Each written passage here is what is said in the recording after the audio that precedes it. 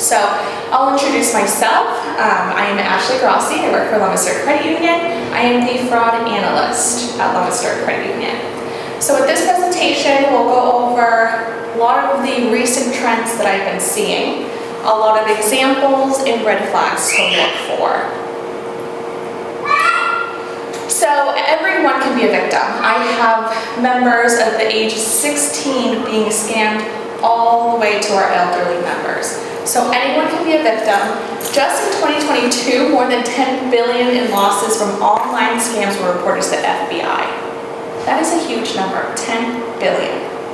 Wow. Yes, reported to the FBI. And this is just online scams. Fraud is like a chameleon, we like to refer. It changes obviously depending on the age group they're targeting, the different trends of scams that they're doing. That all changes. It's not the same thing every single time. The young adults are usually targeted by online job scams, secret shoppers, and cryptocurrency scams. Have you heard of the cryptocurrency scams? No, but I've done secret shopping before, so Yeah, so cryptocurrency is actually happening quite a bit, so we'll talk about that as well. The older adults are usually targeted by attempting to get remote access to a computer or use family members as leverage. And the most famous one is the romance scams. Catfish? Yes, the catfish, that is correct. Fraudsters look for your soft spot and offer you cannot resist. Like I tell all my members, if it's too good to be true, something's up. There's huge red flags there. So you just have to be careful. Different types of fraud. I can't even list all the fraud trends that I've seen. But the one in bold, the top ones in bold, I have seen at Lunenburg Credit Union. And remember, we are a small credit union. We're not talking about bigger banks. I can't imagine what they see there. So we see elder financial abuse, which happens a lot where someone goes and adds, their daughter to the account, their son, someone they trust, and this person ends up, abusing the account. That does happen. A relative? Yes. That's it. Yes, that does happen. Identity theft. That is quite a big one. You put your information online, or a vendor you use got hacked, and now all your social security numbers, your name, your date of birth is out there. You can be a victim of identity theft. Romance scams, catfish, like you said. The grandparent scams. This is actually happening quite a bit. In New York, there was just one where an elderly couple, they were called, and they said their grandson was in the hospital and they needed $10,000 for medical bills. And someone that called was a lawyer. They pretended to be a lawyer. So they call their kids? They were woken up in the middle of the night, and it was a lawyer, they thought. They had quite a bit of information. They seemed really scared. They ended up giving $10,000. So yes, that is a great tip. Please call if you do receive a call. I'll call my daughter immediately. Absolutely. Please call, hang up, and verify before you do anything. Call your daughter, call whoever is in trouble, and verify. $10,000, that's quite a bit. Online job scams, that is happening now with the younger folks. A lot of people that are graduating high school, they're looking for jobs. They apply through Indeed. Indeed has quite a bit of job scams. Oh. The Norton antivirus, or the Amazon computer account takeover. This one, the Norton antivirus, happens a lot. They get a pop-up on their computer, and it says your virus is expiring. Please click this link to purchase. Do not click the link. If it just randomly popped up on your computer, please be careful. Do not click any links, because this can happen where they take over your computer and they gain access to online banking. The felony lane gang happens more with branches. So this is a group of people, a ring of people, that break into vehicles and they grab purses, wallets, and checkbooks. Oh yeah, that happened when I worked at a hotel. Yes. They took everything out of my car. They took everything out of your car. Even little decorations. Oh yes. So this does happen. And it happens around the area. We had it happen in Leominster, Sterling. So this is happening currently. So you really have to be careful. Don't leave purses, wallets, checkbooks, especially in your car, because they are breaking into them. They're grabbing checkbooks, driver's licenses, and going to the branches, to different financial institutions trying to cash them. So please, please be careful. They even took the tires off somebody's car. That's, yeah, that's that happens. Yes. But this group of people are targeted more for, wallets, the driver's licenses, the credit cards, the debit cards, all of that. Even your glove box? Don't trust your glove box. No, they can break into it easily. They broke into your car, just don't leave anything in there. Not the glove box, no. Okay. Mail phishing actually hasn't been it just started up again. So what people are doing, it's usually a ring of people, a group of people, that go through mailboxes and they'll grab checks. So do you mail payments out? I do. Okay. So do you go to the post office to drop it off, or do you put it in your Put mailbox? a flag up in my mailbox. So that's what they're doing. So they go to the mailbox, they see the flag up, they'll grab the envelope, and they walk off with the check. What they do is they wash the check. So washing is different, they do it differently, different ways of doing it. Take off the pay the order. Correct. And they'll put someone else's name on it. Oh my God. And the amount is altered as well. So let's say your bill's for $100 to Comcast, they'll make it payable to whoever for $1,000. Yes, that is what they're doing. Mail phishing is actually really popular right now. So even if you put a line and write out the whole amount, they can wash that off? That is correct. Even if you write the whole line, they will wash that and put a different amount. Wow.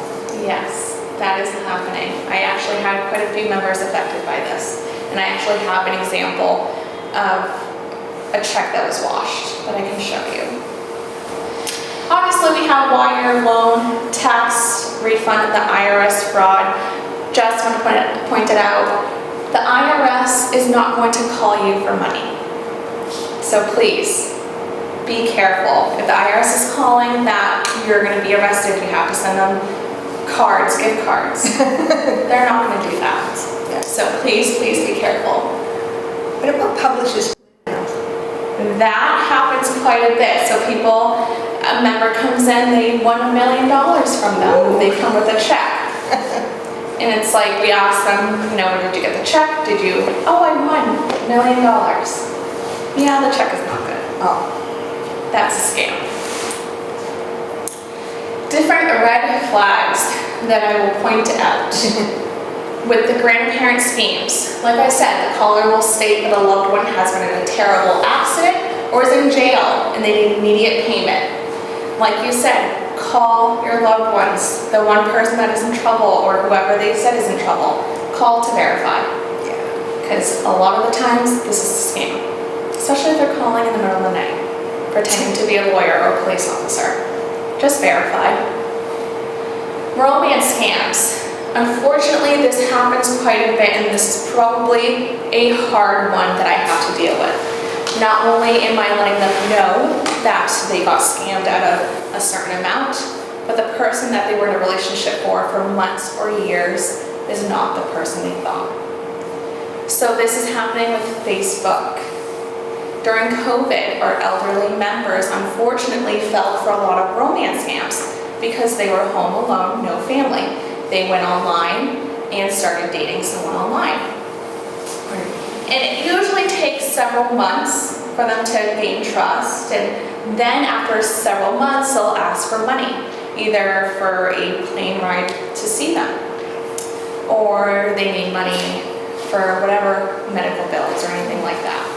So they'll ask for you to send it, wire it. A lot of the elderly members that I saw were trying to wire money to Germany because their boyfriend they met online is in the army. So that does happen. I had a friend, he insisted that blonde girl was real. I'm like, well, she might be real, but she's not the person you think. You're probably talking to some guy in Nigeria. Absolutely. So they really have to verify it. I had one lady that actually FaceTimed this guy several times. They chatted through the phone, video chatted, and they were dating for 6 months plus. And then all of a sudden he, sent her a check that was bad, and she deposited it and unfortunately had to pay us back. So. My friend lost his entire pension. He lost his entire pension from a romance scam? Yes, it happens. He worked here. Really? Yes, it does happen. It's horrible. It really is, because you spend months talking to this person, and you trust them, you are in a relationship with them, and then all of a sudden they'll ask for money. That's a red flag. So please be careful who you're talking to online, what you're giving them, what kind of information you're giving them. Never give out any personal information. Even me, I have my husband, we have our separate logins to everything. Online banking, he has his. We don't share any of that because life happens and you just don't know. The online job scams. So during COVID, a lot of people wanted to work from home and they were looking for jobs online through Indeed, all of the channels, and a lot of them were fraudulent job postings. I had one lady that applied online and they sent her 2 checks in advance because they were so impressed with her. And they were like, here, this is a bonus, 2 checks for you. So they were bad checks. Okay. What they sent her were bad checks, and she took the money and used it for bills, and she owed us everything that she took, all because she fell for an online job scam. So really, really have to be careful what you're applying for online. If you see a job posting that you like, please go to their website and apply through there. Don't apply through Indeed. Secret shopper scams, the no out-of-pocket cost, easy money. That's what gets the people, the easy money. So you go deposit the check given and you purchase gift cards within 24 hours. You send the gift card codes as proof along with a review of your experience. This happens quite a bit, where they get a check and they have to send gift cards back to them. Why? Would you send a gift card? Why? You're getting paid for the reviews. Why are you sending? And they don't think of that. It's easy money. They get a check for $5,000. You buy gift cards for $2,000 and you keep the rest. I mean, I used to work for the cinema down on John Fitch and review the experience of the movie. Like, is the theater too cold? And then they would just send me a check and pay me. And the same thing with Friendlies. Okay. You go into Friendlies and you see how long it takes to be seated and all that. And then they would send me a check for my meal plus money. And how did you get into that, doing that?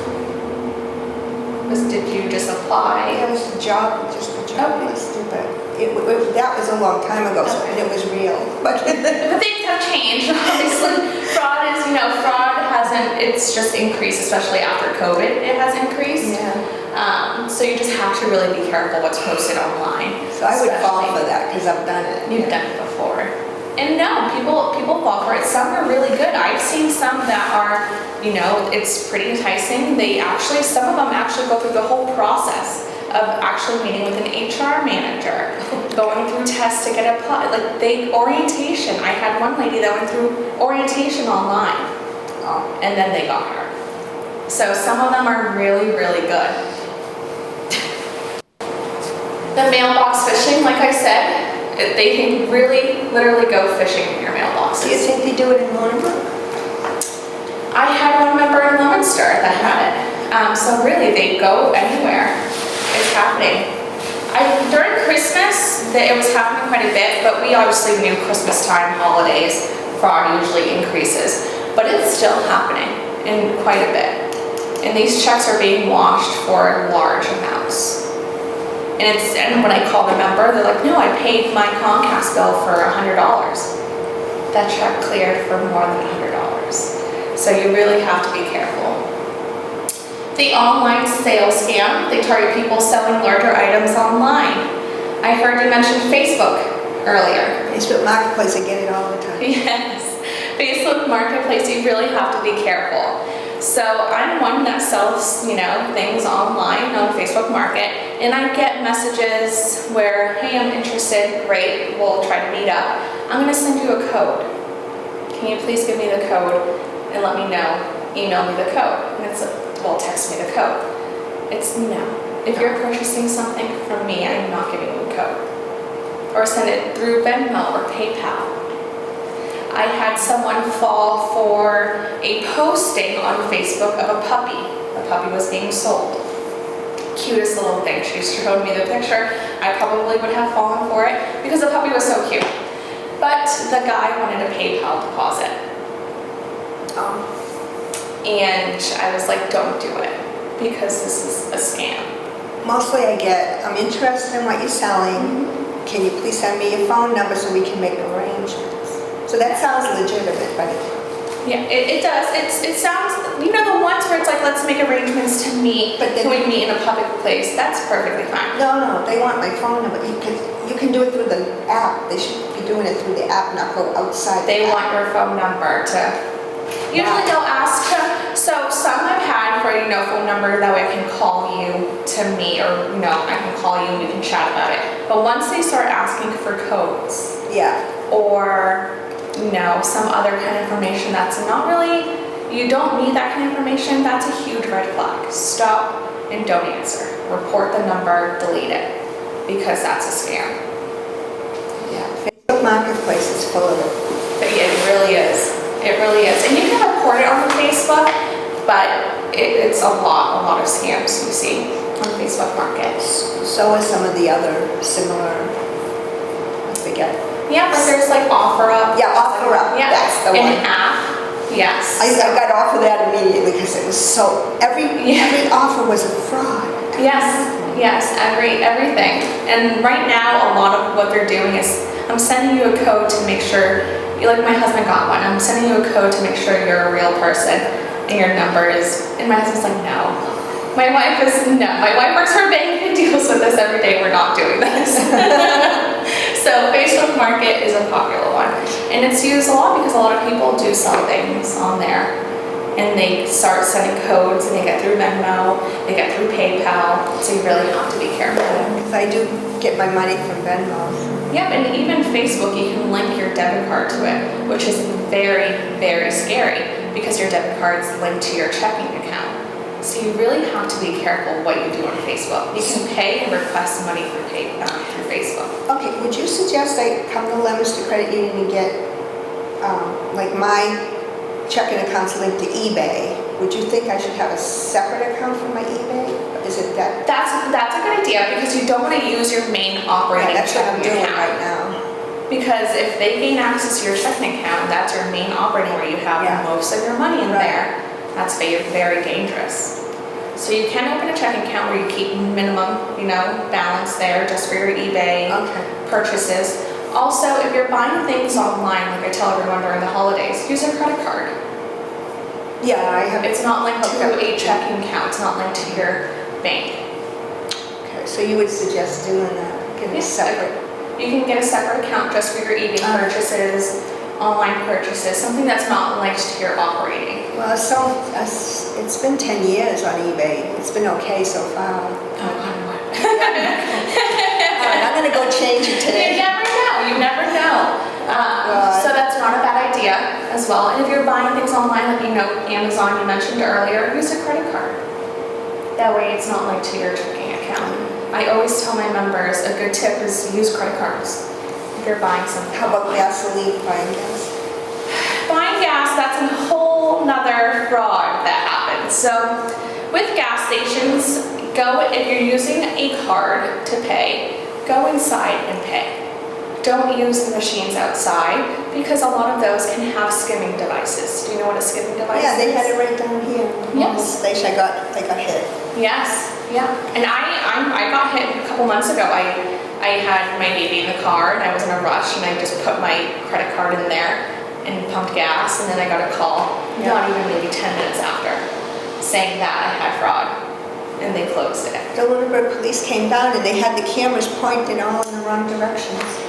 Yeah, Skimming devices, that happens a lot where they put a little device, you don't even see it. Some, they're really good where it's just, they insert it as magnetic, so the time you put your card in, it reads all your card information, they start purchasing things online. Just with that. And they can be sitting across the gas station doing this.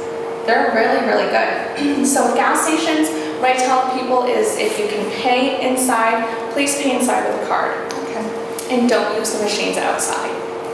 So convenient. I know. A lot of like Cumberland's has like the app where you can pay. You can do that as well. Okay. But obviously everything has risks to it. But if you pay by Visa at the gas station? If you use a credit card, like I used my credit card, and they called me right away, they canceled it and sent me a new one. Okay. Yep, so credit card companies it's easier to get your funds back. They're a larger company. Rather, obviously your bank, we have to do the investigation. We'll give you provisional credit, but we have to take a look at everything. Whereas credit card companies shut it, refund you, and send you a new card. If you try to wiggle it, do you think you could tell it was a scam? That's also a good tip. You can also wiggle it, and if something moves, do not use it. Also with ATMs, like let's say you go to IC or your bank, and you go to the ATM to take out money on the weekend. Wiggle it. Okay. Make sure nothing is over it. Okay. Yeah, things you don't really think about, right? So that's a really good tip too. Yeah, when I was getting unemployment, I had Bank of America. And I worried about that all the time. Yeah, skimming devices on ATMs, it's not really common as much, but it still happens. And then there's this other credit, the food stamp thing. It's a library card. Like it's not chip or anything. It's so open to fraud. What they do for food stamps. Sometimes I go and I only have $40 and somebody took my money. Oh no. Yeah, and they know it. I'll show you it. The government knows it. It's a crap card. Oh yes. It should have a chip. It has a. And a lot of them were valid without the photos. Yeah. At first they were issuing them with the photos to make sure you can present your driver's license in this to make sure it was you. So yes. That you use that at an ATM. You can use it to get the cash. Yeah. Yes. Or you can use it at the supermarket. Yeah. It's a crap card. It's like a library. I know. And that's the government. They could upgrade this to a chip. They could definitely upgrade it to a chip, and they can actually issue those with all the photos, just to be safe. But if you use that at ATM, just make sure you wiggle it, especially on the weekend, and inspect it. Just because obviously branches are closed on Sundays. With a lot of ours, we have a whole opening procedure where we check the ATM, make sure everything is fine. So you just want to make sure if you're going on a Sunday, double check the ATM, wiggle it. If it looks weird, something looks tampered, do not use it. Okay. Wow. I know, a lot of things. So, personal loan scams. I saw this just about a month ago where someone applied for a loan online, and he told me he went on Google and just put, how do I apply for a personal loan, and he searched, and the website that he clicked was not a real legitimate website. And he put it looked like one. They asked for all his information. They told him he qualified. We'll send you the check in the mail for your loan. He came to the branch with a $5,000 check. And we questioned and asked where he got this check, and he goes, online, and I applied for a loan. So we asked more questions as to where he applied, and we did find out it was a scam. Before he deposited. Before he deposited. Yep. So you really have to be careful with loans online. If you need a personal loan or if you need any loan, my best tip is go to your bank, go to a nearby financial institution and ask someone, where can I apply for a loan? Where can I get a mortgage? Any questions you have when it comes to loans, go to a bank and ask. Don't. Well, so I got a letter saying that I have a visa. It was not my name, but it was my address, and they were turning down his application for a visa under my name, my address, my social security. So that's being a victim of identity theft. because they had your social security number. So you would have to call the company that sent you that letter and verify and ask what happened. Because now that they have your social security number, your date of birth, your information, now you're a victim of identity theft. Right. So you have to lock your credit. I know you said you use TransUnion, Experian, all of those. Lock your credit. That way nothing like that happens. And if someone tries to do something with your information, they'll get alerted. Okay. So Well, they turned them down, but if they hadn't, they would have gotten a credit card or whatever they were applying for. So yes, do not, and it's hard how they get your information. it's Chase too, a big. It's a big bank, yes. They usually go for bigger banks. Yes, I know. So it's just, with your information, do not put your information online. What information? If you're, your social security number, your date of birth. Oh, no, I don't do Because that. somehow they're getting all that information from you. Or if you get a phone call stating, I need to get, a lot of what's happening is they're calling pretending to be your bank. Yeah. Which is scary because they'll say, hi, I'm Ashley from Lunenburg Credit Union. I need to verify a couple pending transactions with you. And then they ask for your date of birth, your social. Your bank is not going to call you asking for your full social. We will call and ask for security questions that you set up just to make sure it's actually you who we're talking to. But you have to be careful. Even if you don't think it's, your bank, hang up and call your bank and ask, I just received a phone call. Was it you guys? It's because a lot of the fraudsters are calling pretending to be your bank. Okay. They're really good and like I say, they're 10 steps ahead of us, so you really have to be careful. You really have to question everything now. Phone calls you get, question it. If they're asking for money right away, that's a red flag. You have to be careful. The computer account takeover scams, like I said, the Norton antivirus pops up on your computer. You click that link, guess what? Now they have access to your computer. Do you use online banking for any of your banks? I'm afraid of it. Good, good. So a lot of our members have online banking on their computer and they have the automatic login where your password's saved. So this company or this person gets access to your computer, they log in, they go onto the online banking and they see all your information, your balances, your account numbers, all of that, and that's how they get access to it. So with that, you really have to be careful.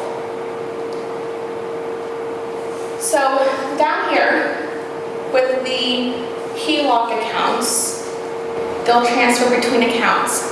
We actually, at Lunenburg Credit Union, have seen a recent uptick of HELOC fraud. Do you know what a HELOC? So that's a home equity line of credit. That's a loan taken against your property, your home.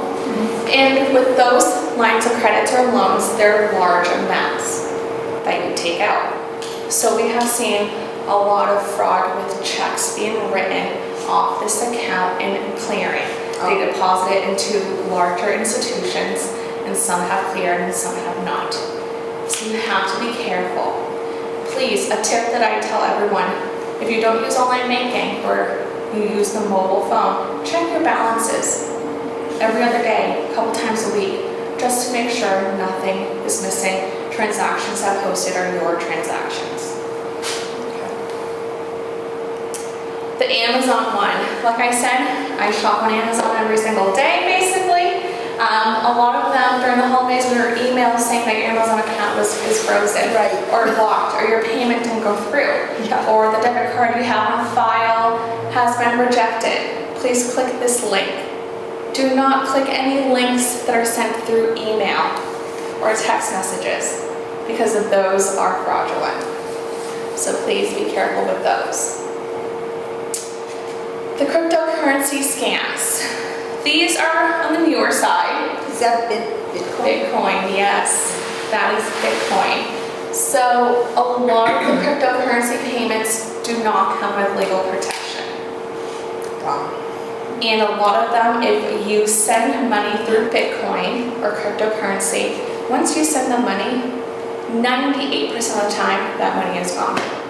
Even if you go to the police station, file a report, they do their investigation, a lot of the detectives that I work with do not have luck getting you back that money. I work closely with a detective in a different town, and he has seen an increase in Bitcoin scams with the elderly. Because what they do is they'll call saying it's National Grid, and your service is going to be shut if you don't send them money through cryptocurrency, through Bitcoin. And they actually have Bitcoin ATMs. Yes. And actually in Leominster, a coffee shop has a Bitcoin ATM. And guess what? If you use that ATM and you send them money and you go file a police report, they can file a warrant to look at the ATM machine, but they can't take any money out of that ATM machine. Once you put that money in, it's gone. And it's usually overseas accounts that they use. Absolutely. So they can't trace it. So cryptocurrency is really not traceable. I don't use it. So cryptocurrency, and a lot of people are using cryptocurrency, it's, a thing that's happening now, but you really have to be careful because when it comes to fraud with cryptocurrency, once you send that money, there's no legal protection, it is not traceable. With the checks, we see a lot of check fraud, and one thing that members have to understand is once you deposit a check in your bank and it's available next day, it does not mean that check has cleared and it's good. Banks make it a courtesy to make it available, a certain amount available next business day. Checks have a process. It can take up to 2 to 5 days for this check to come back. And if it's a good check, you won't hear. And if it's a bad check, we will call you and say this check came back returned for XYZ reason.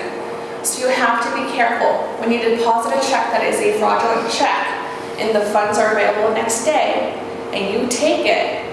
Yeah, you think it's fine. Exactly. You take it and you use the money and we call you 5 days later to say that check came back. You have to return those funds. So you really have to be careful. When you open an account, you sign disclosures and you get the funds availability policy. Make sure you know your institution's funds availability. Because just because it's available does not mean that check has cleared fully. Is that when they put a hold on it? Is that what's going on? Yeah, Okay. that's the funds availability. Yeah, absolutely. This check was one that I received. This was an altered check. This was a washed check. So this person, Mary and William, wrote a check out, which you can tell they were paying an account.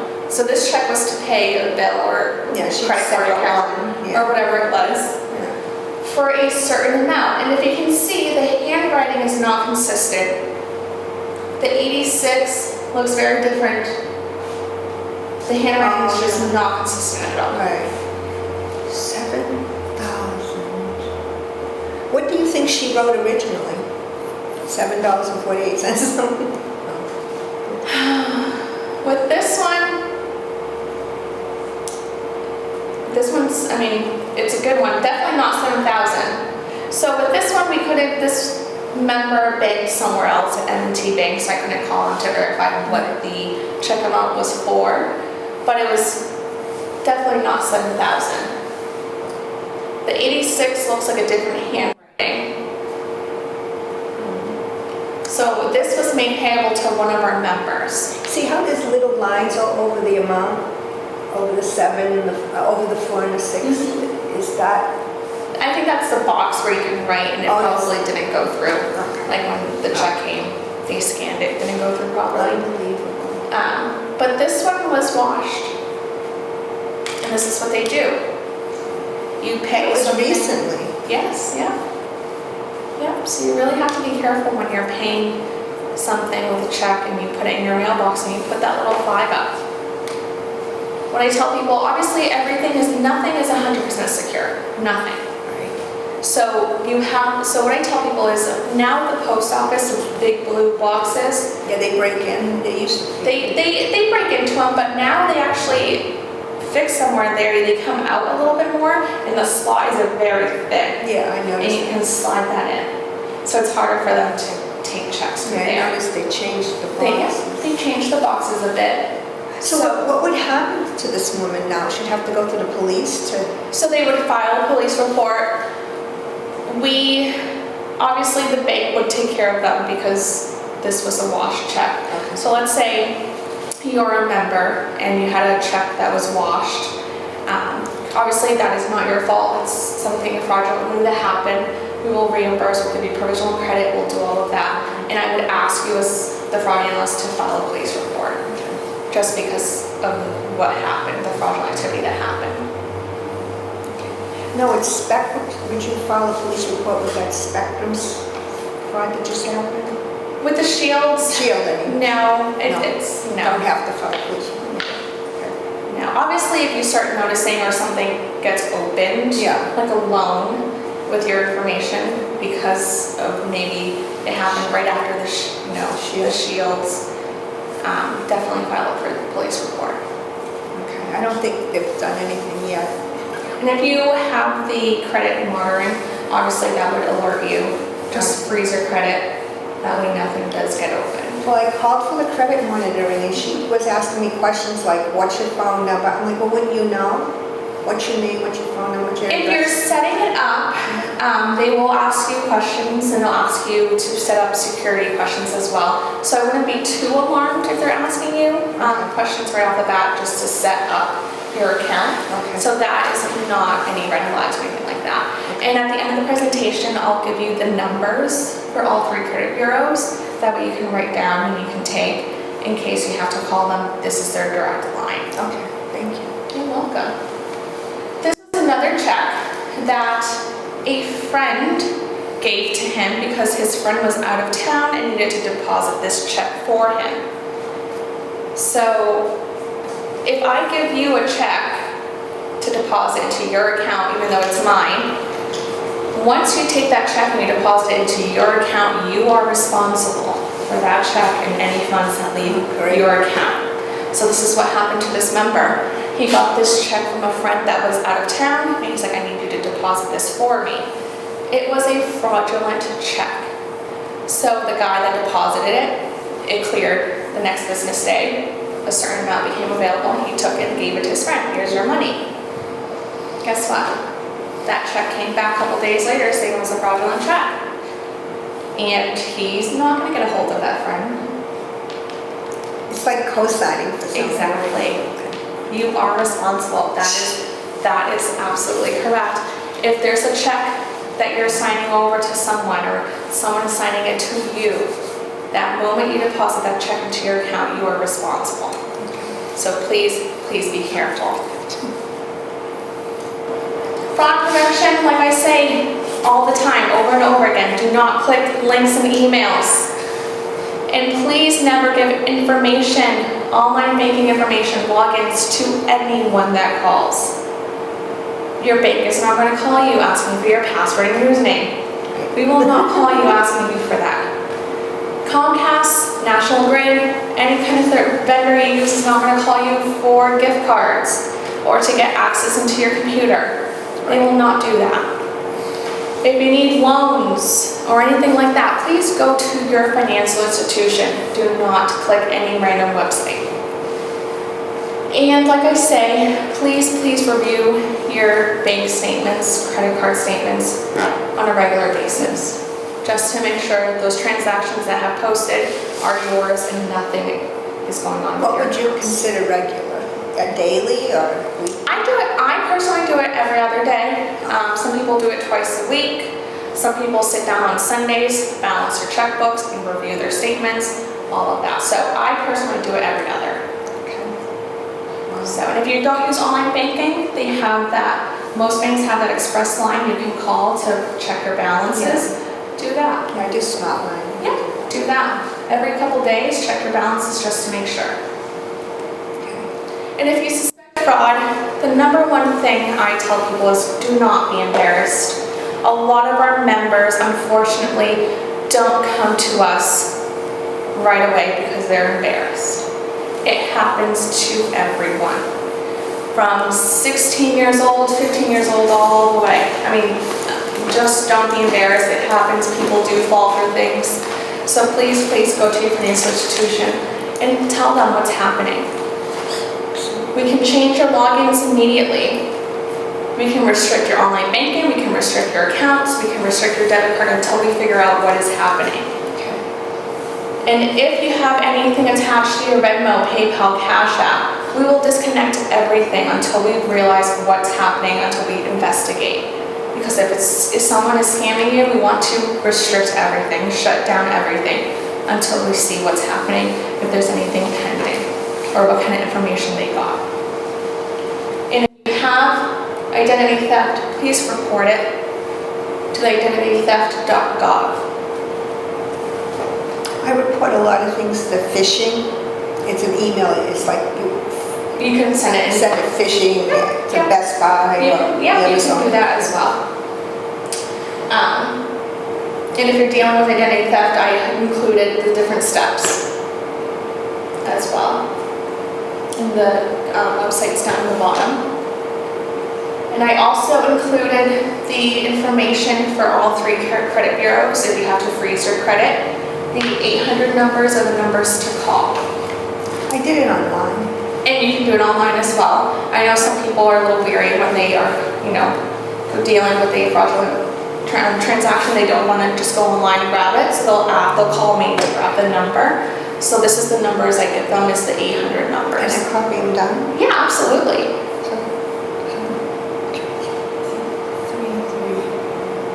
The top one's Experian. Yep. Experian, we have TransUnion, and Equifax. What I noticed when I got my credit report was I had taken a car loan and then transferred it to DCU, and they didn't, when I transferred it, I paid off and got the title. They put it as it's still going. Oh, The car's an 09. Yeah, no, that's when you would want to call and figure that out as to why it's still open. It should be But I'm closed. still paying it. It should be, yes. So any kind of information, these are the numbers you can call for all 3. Thank you. You're welcome. Any other questions? She's that, what is it called, Spectrum? Is that- The Shield. Shields, I mean, that's really bothering me. Yep, the Shield. And you can, I know they included information. You can actually call them and voice your concerns as to what they're doing now, moving forward, any steps that you should take. I can't really speak to the fraud that happened there, Right. just because I don't know how it happened. I myself received the letter as well. So you can definitely call them and voice your concerns and see what's happening. I called the Mission Hospital and I said, I had a mammogram done. Are you involved in Shield? And she said, no, Okay. but MRIs are. MRIs. But do I go to the police or because they haven't been? I wouldn't, it's a known thing that's going on. Okay. If something were to, like I said, open up under your name right after this happened, that's a little suspicious. You can definitely go to the police just to file a report. It doesn't hurt just to have a report filed on what's happening. The only thing that happened was Chase Bank, sent me a letter that this man at my address didn't get the loan, didn't get the Visa card. His name was Aldo Santos. He had my social security number, but they said they didn't tell me anything to do. And that's definitely identity theft. They have your social security they do. number, they have your date of birth, they applied for Yep. something through Chase with your information. That is definitely identity Chase theft. told me it's no issue. That's definitely identity theft. What do I do? Did you have your credit frozen with all 3 credit bureaus? Not yet, no. So you're gonna call Okay, that one of those numbers. If you call one, all 3 will be alerted, so they'll Okay. freeze it. okay, So we're gonna freeze your credit. okay. That way, if anything moving forward gets opened with your information, you'll be alerted for that. Even the Chase Visa card? Correct. Okay. Yes, correct. You'll want to also alert like the Social Security office that your Social Security number has been compromised. You'll want to do that. as Local well. office? Okay. Yeah, your local office, you can do that because your Social Security number is compromised. And you'll also want to alert any banks you use, any credit cards, just let them know that you've been a victim of identity theft. That way, moving forward, your banks or anything you use, go ahead and verify you further. So let's say you call your bank. Just Chase with a Visas or all? No, all your banks. So if you, like you said, mentioned you bank at IC, Yeah. just let them know that you have been a victim of identity theft. And when you call or go to the branch, they will make sure they verify you and make sure it's not someone else going. You're very welcome. And I can also give you my direct line if you have any questions. You can definitely give me a call. Oh, But identity theft is definitely one that is hard to deal with, unfortunately, and it does happen quite a bit. It's definitely a little life-changing because there's a lot of steps you have to take. yeah, they said the guy's in South America and his name's Elko Santos and he has everything. My mother's maiden name was Yeah, that's definitely your victim of identity theft. Right. Yes. So you really, really have to make sure you're looking at your statements. Make sure if any mail you receive for any loans, credit cards, you want to make sure you keep those and make sure they weren't opened. Who do I talk to at IC? You can ask one of the tellers that you want to talk to someone. I'll have you sit down and talk to one of the people in the offices Okay. and let them know what's happening. Let them know that for your security, you just want to make sure they verify your identity every time you go to the branch or any time you call to make sure it's you.